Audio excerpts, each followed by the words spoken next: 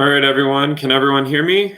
Let's go ahead and give Rouse a call here.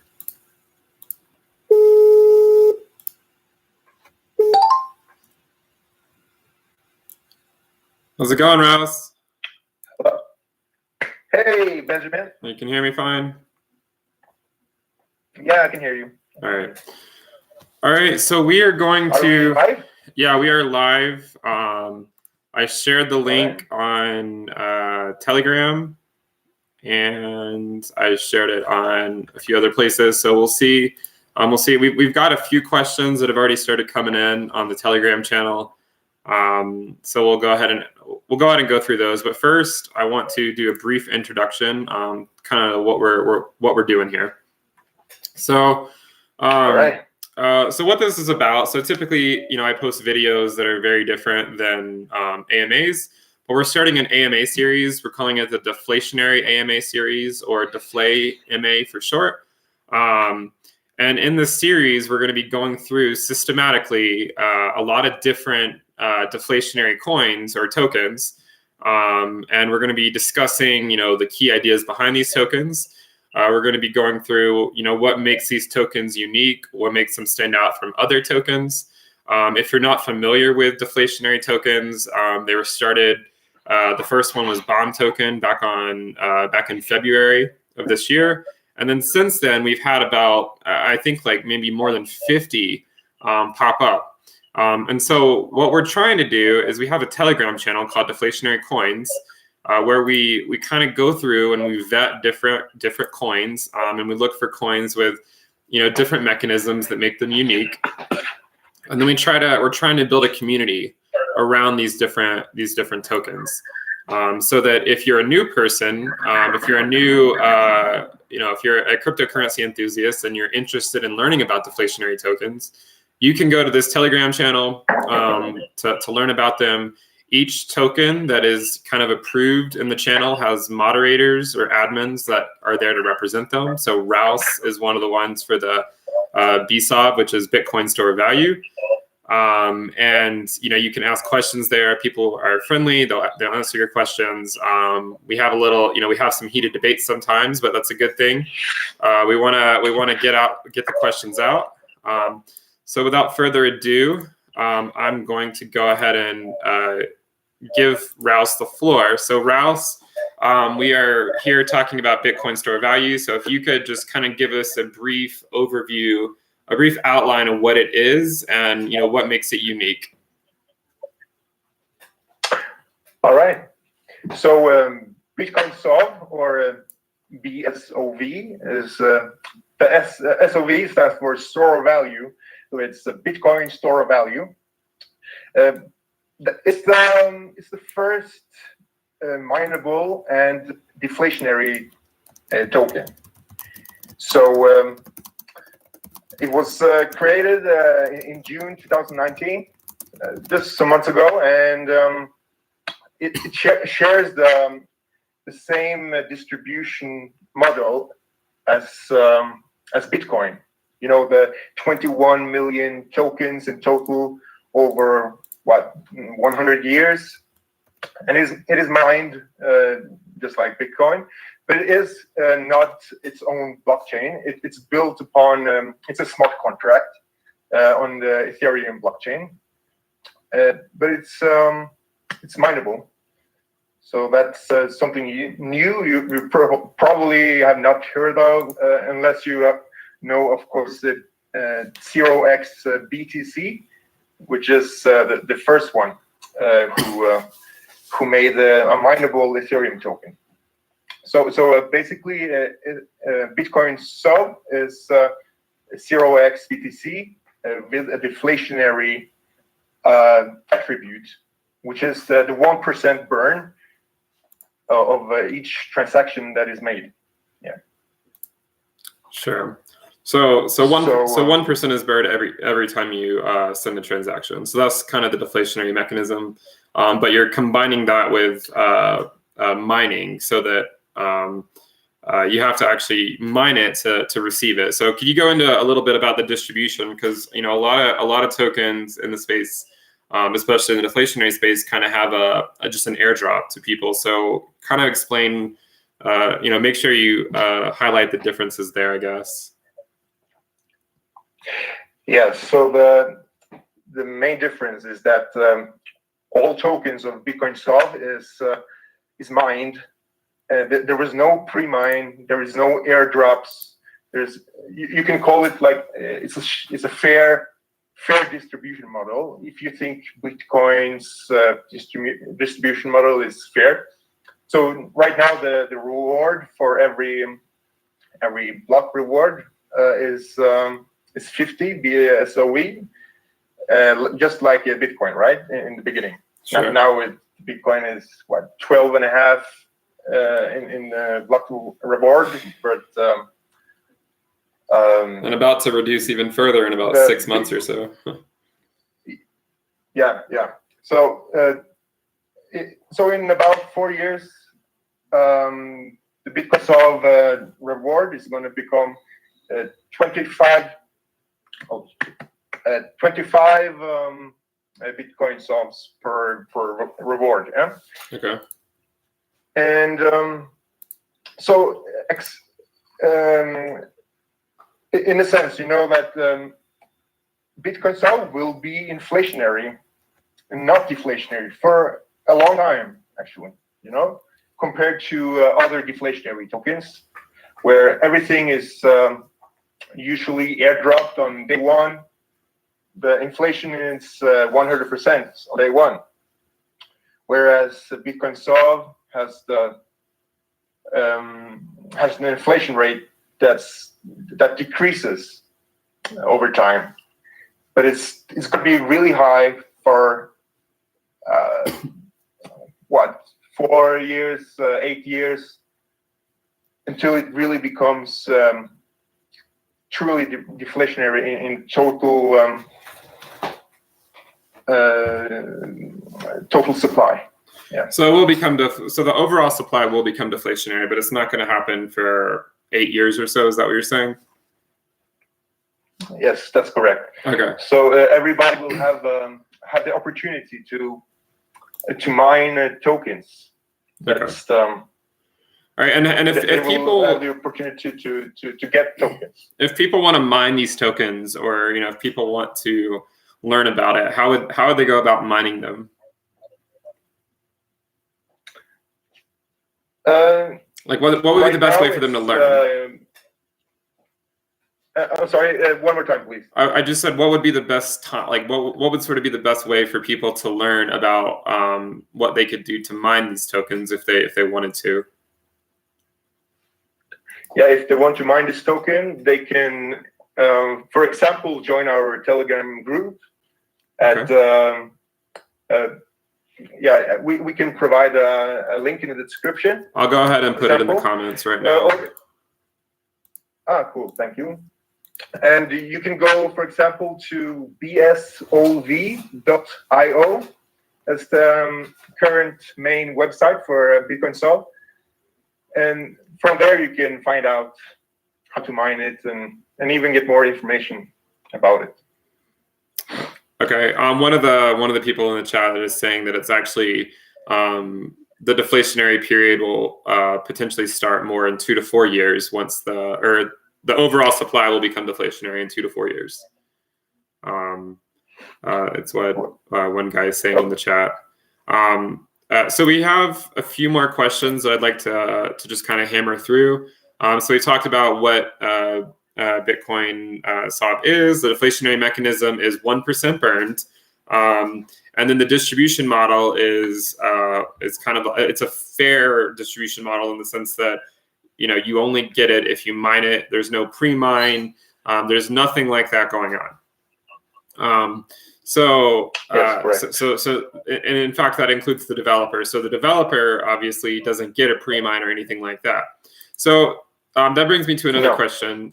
So to be clear to everyone, so Rouse is not the developer of BitcoinSoV. That's correct, right? Yes, that's correct. I'm just an active contributor. I've been contributing actively the last 2 months, a little more maybe. And I've been doing graphical design. I've been active in the chats. I've written an article. I've also designed a logo, which will be voted for today after this AMA, actually. We will start a 7-day vote for a new logo and a rebrand of BitcoinSoV. You guys should all check it out later. And I made a mathematical analysis to predict what the supply of BitcoinSoV will become after over 100 years, and you can find out more about that if you go to our Telegram group and ask for it, or follow us on Twitter and everything, and you can find out all about that. Okay. So what else have I been doing? Well, I've been making this subcube concept, which is sovcube.com, and it's basically a concept where you can cube your tokens, which means to time lock or freeze your tokens. And if you go to sovcube.com, you can see that it's all about to create a higher proof of commitment by time locking or cubing your tokens. And proof of commitment is the concept I'm trying to introduce. It's basically to measure the total commitment that token holders have for a token. And right now, you can see that BitcoinSoV has time locked almost 5%, almost 5% of all the circulating BitcoinSoVs are time locked, and it's only volunteers. People have voluntarily locked their tokens with no kind of incentive or anything. They're just proving to everybody else that they are committed to hold their token. Okay, so the idea is the idea to then provide confidence to other people that they're time locking their token, I suppose. Yeah, just like usually when there's are developers of a token and they have a pre-mine, maybe sometimes they will time lock their token to create confidence. But in the case of BitcoinSoV, it's just a community that has gotten together to time lock their holdings, their BitcoinSoV's holdings. Sure. So we have a few questions in the chat. I'd like to go through. So one of the ones was Crypto Lord just said he wanted you to kind of elaborate on the proof of commitment consensus mechanism, but I think you more or less just covered that. So if he wants you to go in further, we can. But let's go on to it. There's a couple more questions recently.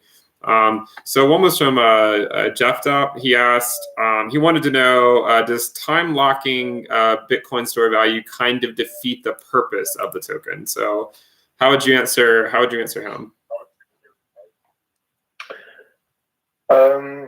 If it defeats the purpose of the token by time locking them,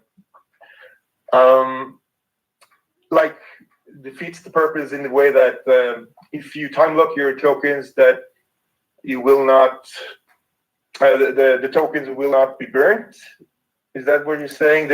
I don't know. I don't think he's in the chat right now. This is a question from a little while ago. I think he's more or less saying, but I guess you did mention when you time lock the tokens, there's actually a 2% burn on that, right? Because you have go into that aspect. Yeah, so basically, when you time lock your tokens or cube your tokens, because of the deflationary design of BitcoinSoV, when you cube them, there is 1% burn, and when you withdraw them, there's a 1% burn as well. So in total, it's going to be a little more than about 2% burn in total. So right now there are like 122,000 Bitcoin sold that are cubed, and how much is 1% of that?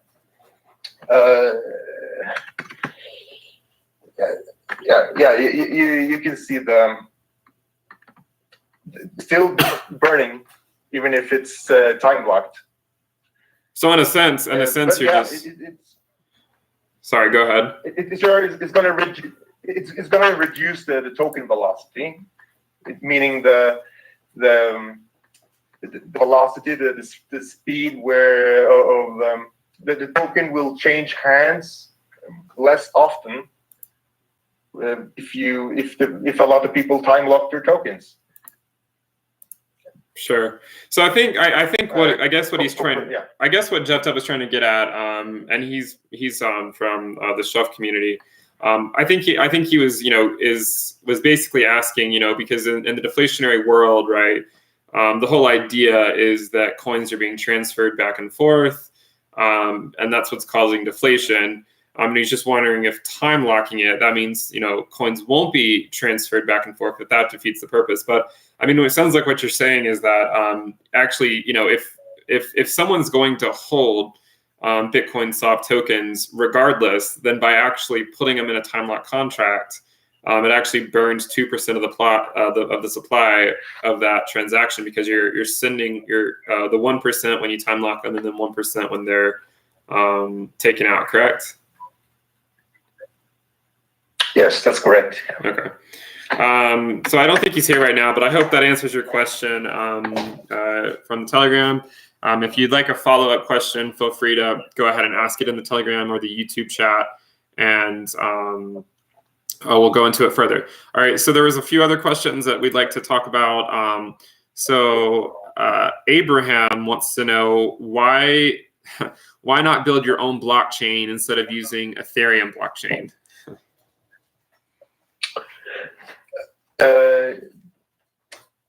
There's a very good reason for that, actually.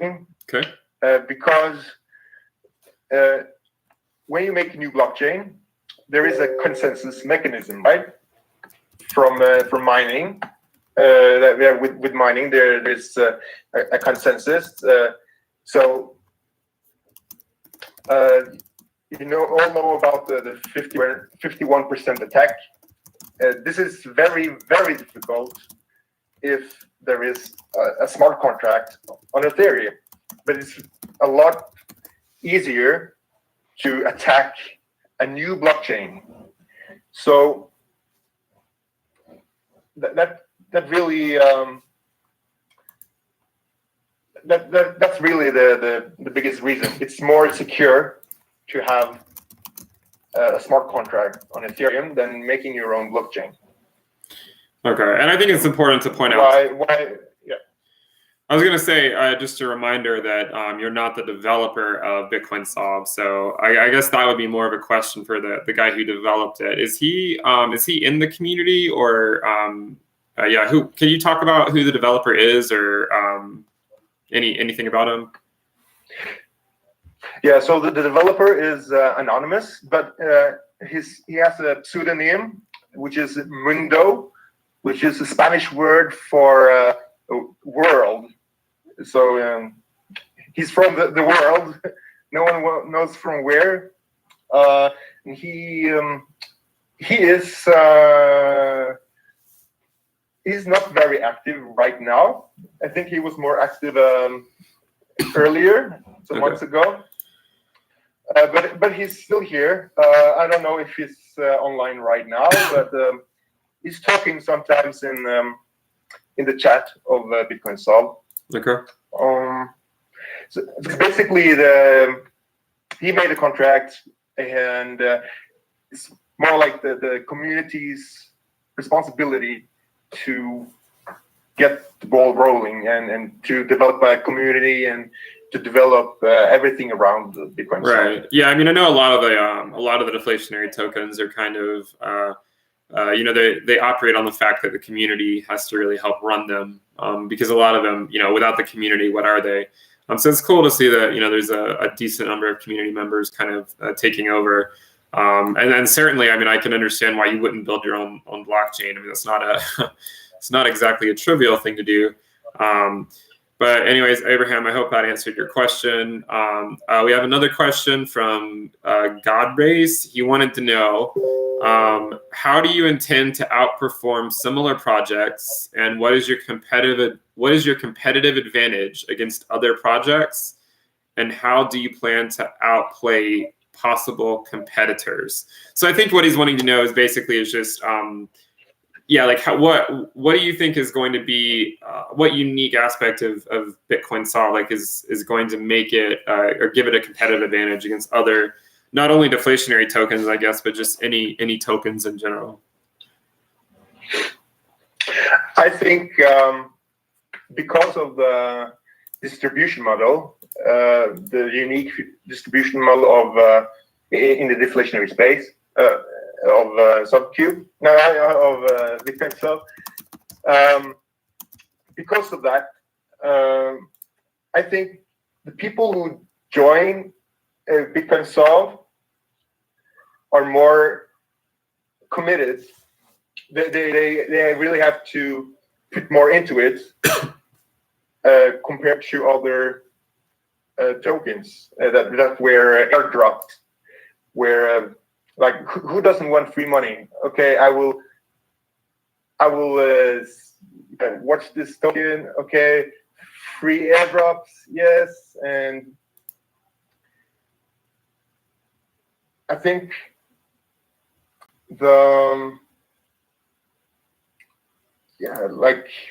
I think BitcoinSoft will have a ratio of more committed people compared to those of airdropped tokens. Basically, it's the community that makes the token, and not the token that makes the community, I think. Okay. So I think it's going to be exciting to see which one of all these deflationary tokens will get to the top. Sure. Yeah. I think many of us here, if any of us have been in the crypto space for more than a few years, that a lot of tokens will not survive. So kind of, right now we're trying to figure out, trying to help determine which ones have the best chances of surviving in the deflationary space, considering that there's been so many launched recently. So this is just the first one, the first in a series that we're going to do. And I thank you guys for being willing to do this. And we have we have more comments in the chat. One guy says Mundo is actually working on the white paper for BitcoinSoft right now. Yes, that's true. That's true. Yeah.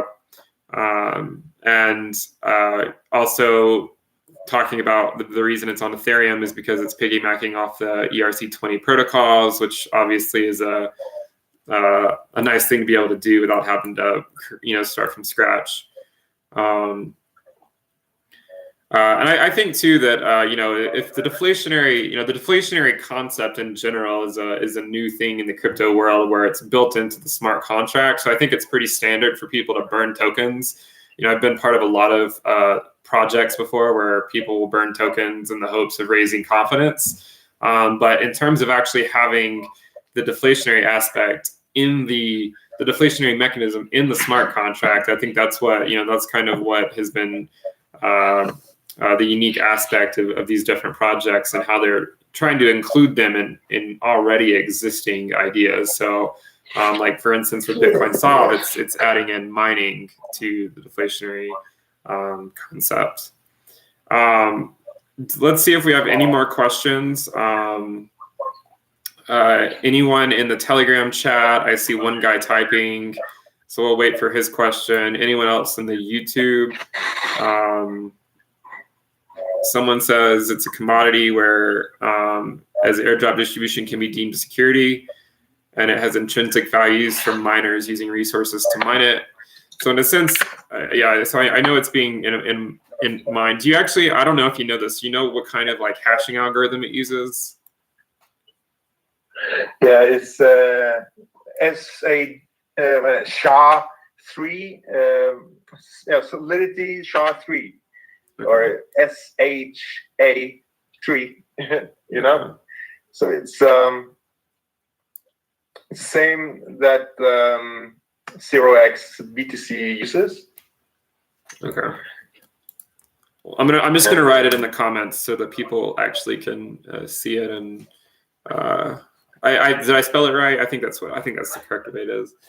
I haven't even checked the chat here. Okay. Okay. Yeah. Where are we? Yes. Chris, he has the right answer. Solidity SHA-3. Okay. SHA. All right. We also have a YouTube. There's also a YouTube chat as well, so make sure you check that out. All right. Okay. Yeah, I didn't want to like listen to. Okay, I haven't even opened it, so. Okay. So one guy wants to know. So we're going back to the time in which it's going to actually become deflationary by circulating supply. He wants to go more into the math, I guess. So I know one person in the chat said it would be 2 to 4 years before it becomes deflationary, and he kind of wants to check the math on that, I guess. So I don't know if Bitcoin SoV guy in the chat, I think it's Chris, if he could answer that, or if Rouse, you want to take that one. I don't know exactly the math behind it, if it's going to become deflationary in 2 years or 8 years. But if you guys want to chime in, go ahead.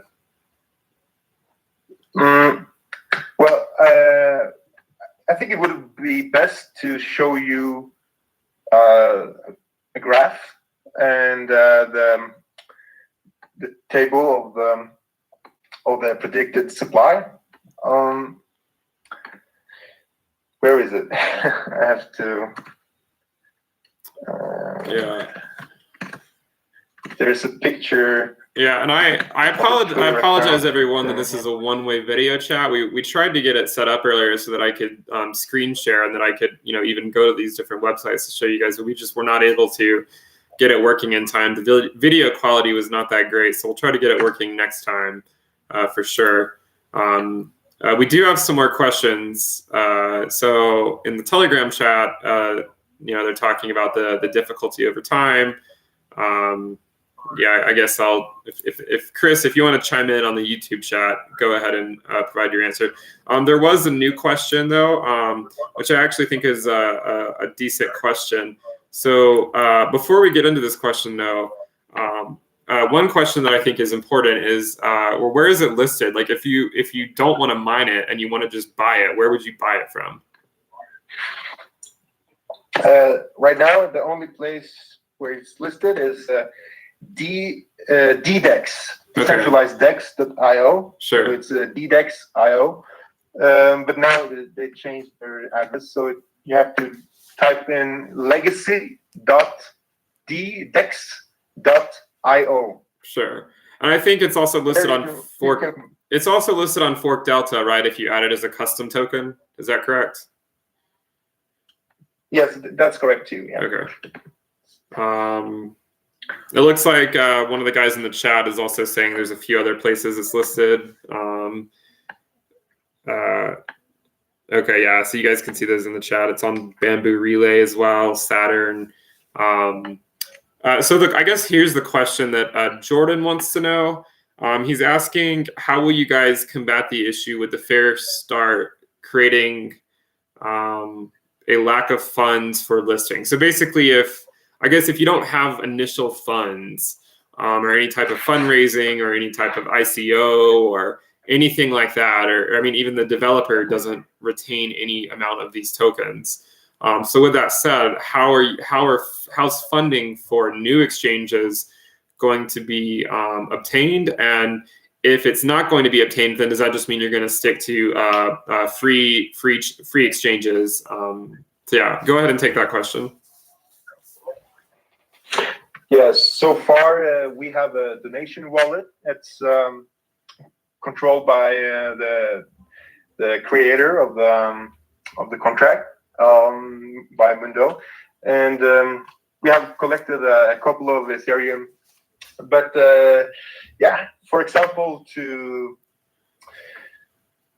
get into a centralized exchange, they usually demand a lot of money, and it's going to be difficult without the initial funding and pre-mined tokens where the developers can sell them and everything. But BitcoinSoV is all about depending on the community to drive it forward, and that's what we're going to do. Okay. So take it one step at a time. I assume free exchanges would be the goal, at least for a while, unless there's reasons to go further. I mean, I would also point out that just being part of projects in the past, adding more exchanges is not always necessarily the answer.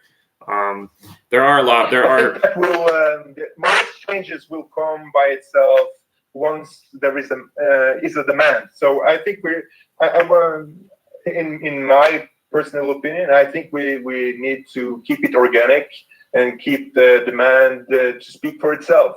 Sure. I think it's a fair response. So Crypto Evolution in the YouTube chat wanted to know why we're calling it inflationary if the total supply is 21 million. I think the idea behind calling it inflationary right now is not because of the total supply, but we're talking about the circulating supply. So the circulating supply is inflationary. Obviously, if you were to just talk about the total supply being 21 million and then looking at it being burned now, then of course that would be strictly deflationary. But most places like CoinMarketCap or CoinGecko, when you calculate a market cap, you just calculate it based on the circulating supply. For instance, I think people have talked before about how the market cap of other cryptocurrencies kind of dominating Bitcoin. Well, I think in the last bull run, I think Ripple actually would have had a larger market cap than Bitcoin had it accounted for the entire supply of Ripple, but that wasn't the case. You don't account for the entire supply because it's not on the market, and if it's not on the market, then it's obviously not going to be traded, and it's not going to be causing any type of pressure on price one way or another. So I think it's a fair question. I think it's a good question because a lot of people might wonder why we're calling it inflationary if we're saying it's a hard cap at 21 million tokens. So yeah, it's important to distinguish that the reason we're calling it inflationary is just based on the circulating supply and not the total supply. The total supply will be less than 21 million. And in fact, it's already less than 21 million because there's already been some tokens burned. So it clearly will never reach 21 million tokens because of that. So if you want to go ahead and chime in, Rouse, go ahead. Yes. Yeah, I'm trying to find this picture here. Okay.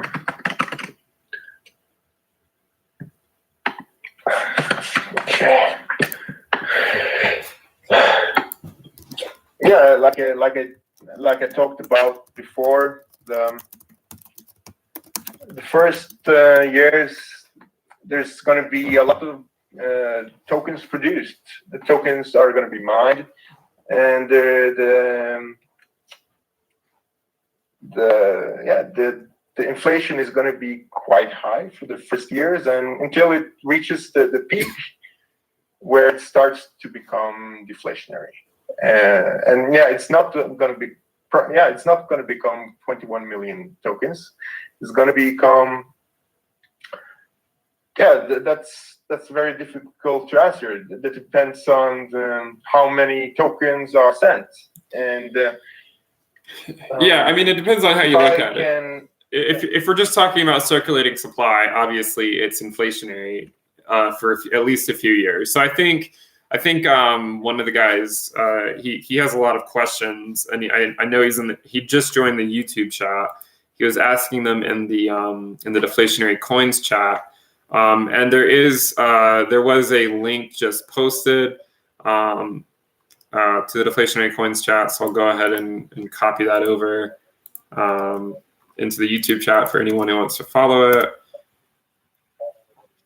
But it looks like it is a comparison between Bitcoin SOV and Bitcoin. So Jeff, do you have any questions? We've gone through. I mean, we've been doing this for about 35 minutes. I don't want to keep these. I don't want to make these too long. But if we have any more questions, now would be the time to ask them. So let me check back to see if there are any more in the Telegram channel.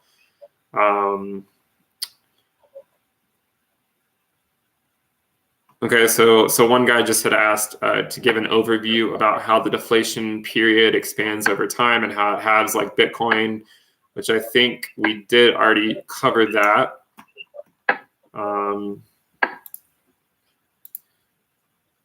The halving for Bitcoin SOV would be, is it approximately every 4 years?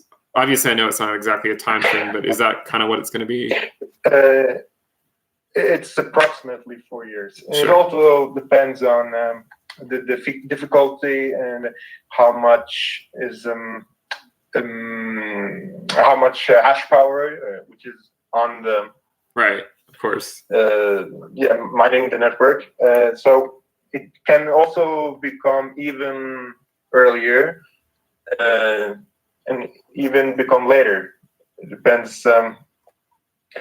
I'm not an expert on this area. Sure. But there is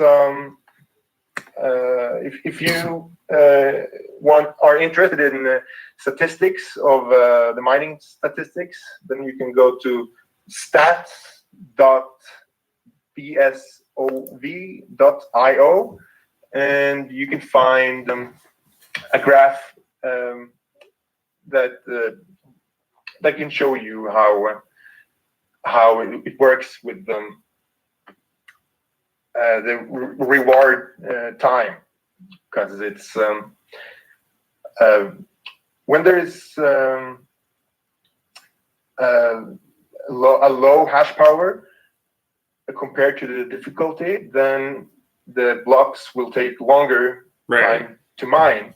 Sure. So of course it'll a lot to and the opposite. If there's a lot of hash power and the difficulty is low, then the blocks, the rewards will happen really fast. Sure. It looks like one guy is trying to come up with another question. I'll give him a couple more minutes. Let me see if I had any other questions for you myself. All right, so we covered the deflationary mechanism. We covered distribution, your role. Actually, if you could, while he's thinking of his question, so are there other active community members? Like how many of you guys would you say there are currently active in the Bitcoin SOV community? Right now we are, how many are we? Like 6 active administrators, or we like to call them crowd controllers, because we don't really have any power of the project, except that we can kick members if they misbehave from the chat or delete messages if there is spam coming and everything. Mm-hmm. But we are, I don't know exactly how many we are. So the Bitcoin SOV Telegram has like 449 members. Now 41 are online. So that's about 10% of the people are online right now. Sure, which actually, I think that, the Instagram account has like 1,000 followers actually. And I think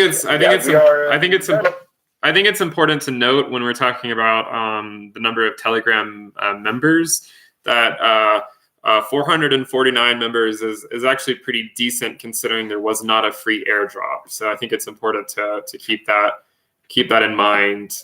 So all of these members are joining because they like the idea, or they're mining the tokens themselves. And it looks like in the chat, someone is saying that there's actually 661 total holders of Bitcoin SOV currently. Yeah, that's correct. But that can also be manipulated if someone just sends like 0.1 Bitcoin solves to many addresses. Like that's not a very reliable metric in a sense, right? Sure. I don't think I have any more questions. If do you have anything else you'd like to say to the community in terms of, do you have any ideas or anything where you want to see Bitcoin soft head in the next few years? Anything you'd like to add? I don't see any more questions right now. So. No, I'm just excited to see what's going to happen with the whole deflationary ecosystem, or what you would call it. Sure. I don't only like Bitcoin SOV. I like many different tokens. Because of some things I like. I don't know. The future is unknown, and we have to make the best of it. And I'm going to be a part of the Bitcoin SOV for the time being, and I hope people will join me and join the fun. All right, so we have one more question. We'll just let you take a stab at it, and then I'll go ahead and wrap it up since we're over 40 minutes now. But Jeff Dupp is just asking. I love this question. So he says, why would someone choose to use Bitcoin SOV as a store of value when there are other choices, or when there are so many choices with more consensus, like Bitcoin, or even 0x Bitcoin on Ethereum? With all the choices, does it seem hard to get behind Bitcoin SOV as a deflationary, especially since the space is very experimental and mainly used for short-term speculation? What are your thoughts? So I'll let you tackle that one.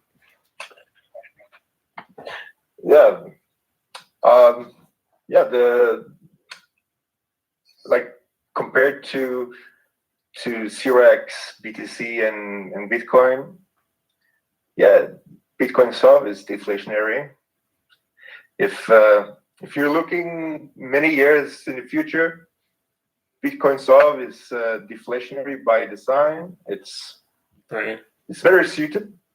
The tokenomics is better suited. That is my opinion. Everyone can have their own opinion. Sure. There's no guarantee that the Bitcoin SOV will be the next big thing or anything. If it really will become a store of value in the eyes of everyone. No, there's no guarantee. But we're trying to build a community. Bitcoin SOV is completely unique. There's nothing that is completely the same. So that's why I like it. That's why I choose it. That's why I chose it over the others. I also like Bitcoin, of course. Of course. It's the big daddy. Yeah. If you're in the cryptocurrency space and you don't and you're against Bitcoin, then I don't fully understand you. So we have some comments in the chat to that question. So someone said the reason why they choose to get behind Bitcoin SOV is because of the deflationary aspect. So obviously, in terms of the circulating supply, it is not currently deflationary, but I think the idea is that it currently will be. And so that's why at least one guy named Crypto Evolution is getting into it. He also, another guy named Crypto Agent says that he cannot afford to mine Bitcoin. And when it came to mining 0x Bitcoin or Bitcoin SOV, it was an easy choice when he saw that Bitcoin SOV is deflationary. It's an interesting aspect. So I think that's kind of an important point. And there are people out there that are very gung-ho about the deflationary aspect of it. And there's thousands and thousands of people already within these deflationary communities on Telegram. Some of them have tens of thousands of people. Obviously, many of them are seeking the free airdrops. But you go into these communities, and there's people talking about them all day long, week after week. and debating the deflationary idea and the store of value. So clearly there's people behind this deflationary aspect. And if someone really likes, the model that Bitcoin has, but they would just like to see a deflationary mechanism, then BitcoinSoV has kind of provided that. So Jeff Dupp, you said that you could say Bitcoin or any other currency is deflationary by design. Well, I mean, of course, the circulating supply of Bitcoin is decreasing because people lose their keys or whatever. But I mean, I think we want to focus on deflationary in the smart contract, so in the contract itself. And that's, I think, in order to be part of the deflationary community and at least to be part of the Deflationary Coins Telegram, there needs to be some mandatory deflationary part of the contract. Otherwise, you're having to rely on people, and it needs to be a trustless system, in my opinion. So, let's see. So, someone says Nano is better, but okay. So, I like Nano too, but Nano is not deflationary, so we're not talking about that here. What if they find their lost Bitcoin? Is it then inflationary? Obviously. So clearly, most cryptocurrencies that have if they have a fixed supply, just given enough time, they're going to be somewhat deflationary because people are going to lose their keys. But again, they're not deflationary in the sense that tokens are being burned. Jeff Dupp says, I hear you, but I don't think deflationary tokens are a long-term thing, in my opinion. Obviously, that's a fair opinion to have. We're not saying whether they're short-term or long-term. We're kind of at the very beginning of this deflationary idea. We're just kind of, we have several different groups exploring different concepts. So, BOM was the first initial one, right? It was just basically 1% burn, no decimals.